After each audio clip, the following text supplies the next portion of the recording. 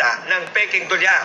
Sa loob ng kanyang backpack, bumungad sa NBI at Bangko Sentral ng Pilipinas ang peking foreign currencies at US Treasury bonds. Ayon sa ating impormasyong nakalap ay lahat ng mga peking dokumentong ito, maging itong mga fake US dollars at treasury bonds ay nagkakahalaga ng 200 plus million dollars or bilyong-bilyong piso. The $100 yun ang medyo alarming.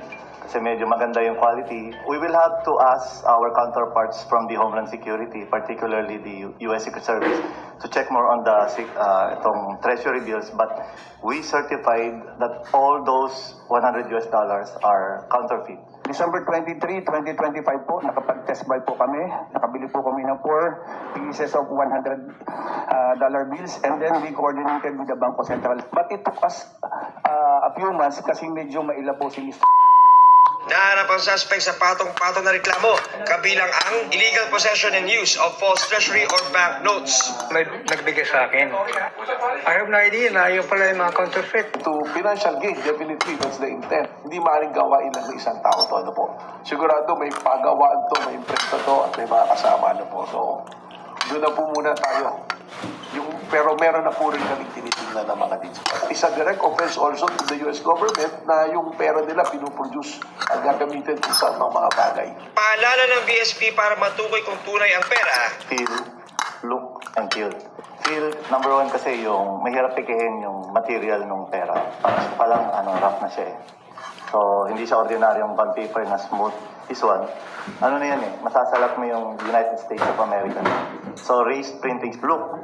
So, may watermark yan. So, look it against the light. May mga features dyan, yung embedded security thread, nakatago yan dyan.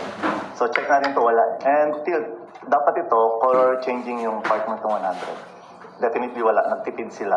Para sa GMA Integrated News, John Consulta, nakatutok, 24 oras. Kung umaaray na kayo sa dami ng gastusin ngayon, konti pang higpit ng sinturon ang kailangan dahil pati ang singil sa tubig ay asahang tataas din sa pagpasok ng second quarter ng taon.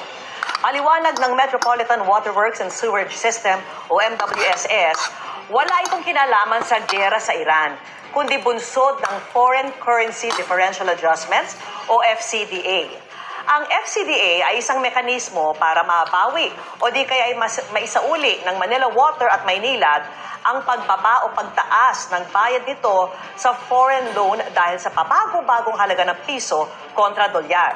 Para sa Maynilad, 27 centavos kada buwan ang dagdag singil para sa mga customer na kumokonsumo ng 10 cubic meters. Piso naman para sa 20 cubic meters ang konsumo, habang mahigit 2 piso sa 30 cubic meters ang konsumo. Para naman sa mga customer ng Manila Water, 14 centavos ang dagdag singil sa mga kumokonsumo ng 10 cubic meters. 29 centavos sa 20 cubic meters, habang 58 centavos sa mga kumokonsumo ng 30 cubic meters. Matapos umabsent ng ilang buwan, nagparamdam si Senator Bato de la Rosa at humiling na magamit ng kanyang pamilya ang Senate Mansion sa Baguio City. Sa kanyang sulat kahapon kay Senate President Tito Soto, sinabi niyang nais ng kanyang pamilya na tumira sa Senate Mansion ng ilang araw para raw sa isang fundraising event ng AFP. Inirefer daw ni Soto ang hiling ni de la Rosa kay Senate Secretary Mark Leandro Mendoza. Pero sabi ni Mendoza, denied ang request dahil dapat kasama ang senador bago payagang tumira sa Senate Mansion. May ongoing repairs din daw ngayon doon. Nag-absent si De La Rosa sa Senado mula noong Nobyembre matapos umugong na may ilalabas na arrest warrant sa kanya ang International Criminal Court. Sabi naman ni Soto, hindi ito ang unang komunikasyon ni De La Rosa sa kanila. Mula po noon, lumagda daw si De La Rosa sa isang resolusyon na kaka-aproba lamang ng Senado nitong Martes. Nakalagda rin daw si De La Rosa sa inilabas ng Minority Bloc noong Disyembre na tinaguri ang Blue Ribbon Committee Minority Report. Ipasusuri sa mga eksperto ang tila isang maliit na pulo na umusbong sa bahagi ng Laguna de Bay. Nakatutok si Ian Cruz. Malaking palaisipan kung bakit nagkaroon ng tila isang maliit na pulo sa gilid ng Laguna de Bay sa bahagi ng Sitio Sapa sa barangay Ginoong Sanay, Binangonan, Rizal. May mga kumalat na videos na nagsasabing mayroon daw pagsabog sa lugar na nasa southern part ng Talim Island. Pero sabi ng hepe ng Binangonan Police, gumuho ang lupa sa ginagawang coastal road sa lugar Miyerkules ng hapon.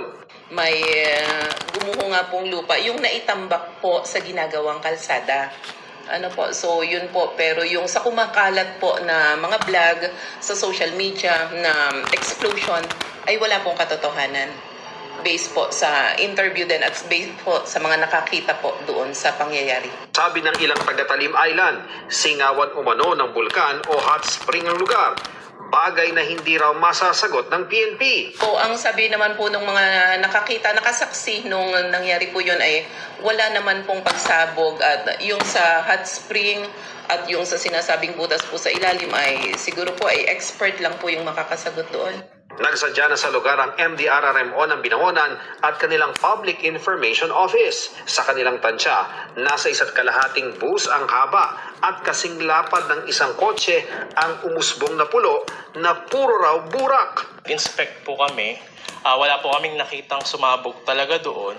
Ang nakita po namin doon ay isang parang burak na mahaba po siya. Ang isa sa hindi pa malinaw, kung gumuho ang tambak ng lupa sa ginagawang kalsada na proyekto ng DPWH, bakit may gap na tinatayang mahigit 5 hanggang kulang 10 metro ang lumitaw na pulo?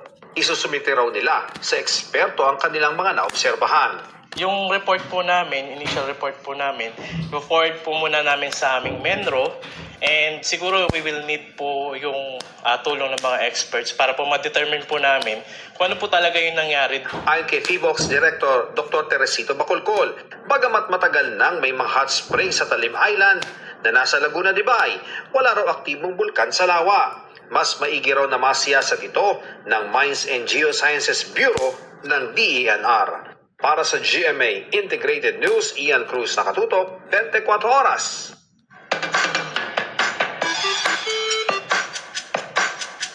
Mga kapuso, halos malunod sa tanong ang mga residente sa Taytay, Palawan. Ang mga inanod kasing dikya o yung jellyfish sa kanilang dalampasigan kulay pink. Anong mga dikya ito? Kuya Kim, ano na? Inanod ng pangamba ang mga taga-Taytay, Palawan nang ang kanilang dalampasigan dinagsa ng mga dikya na kakaiba raw ang itsura. Ang kulay kasi nito hindi itim o puti, kundi pink. Ayon sa empleyado ng Municipal Agriculture Office ng Taytay na si Mary Ann, umaga nitong Martes na may naamoy silang masangsang. Na-check po namin yung sa gilid kasi po low tide nga po. Tiningnan po tapos napansin po namin marami nga pong pink na jellyfish na nagkalat po doon. Nagulat lang po talaga kami si first time ko po nakita na sobrang daming ganong klaseng jellyfish.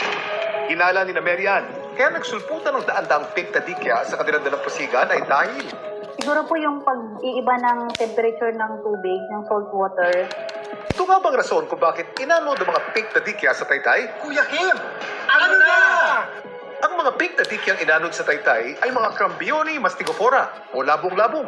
At dahil malakamatis daw ang itsura at kulay ng mga ito, kilala din sila sa tawag na tomato jellyfish. Ang mga labong-labong na kadalasan nakikita sa katubigan ng Indo-Pacific, kayang lumaki hanggang 40 centimeters. Patuloy ngayon ang clearing operation at paglibing ng mga nagsulputang labong-labong sa Taytay. Ayon sa Bee Farm Mimaropa, madalas daw talaga ito maobserbahan tuwing mainit ang panahon. This is not rare this time. Mayroon naman talaga doon sa area na yun. You can attribute that to the extreme heat, lalo na sa coastal waters. Pwede pa nating i-attribute ito sa availability of food. Wala na daw dapat ipangamba sa pagsulpot nito. Ang kanila kasing sting, hindi fatal o hindi nakamamatay. Gayunman, maaari pa rin itong magdulot na pangangati. Kaya dapat pa rin silang iwasan. There's no cause to panic sa ating mga beachgoer and even local communities. In the first place, itong may area, hindi naman tourism beach area.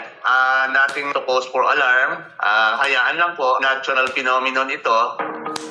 Laging tandaan, importante ang may alam. Ito po si Kuya Kim, sagot ko kayo, 24 oras.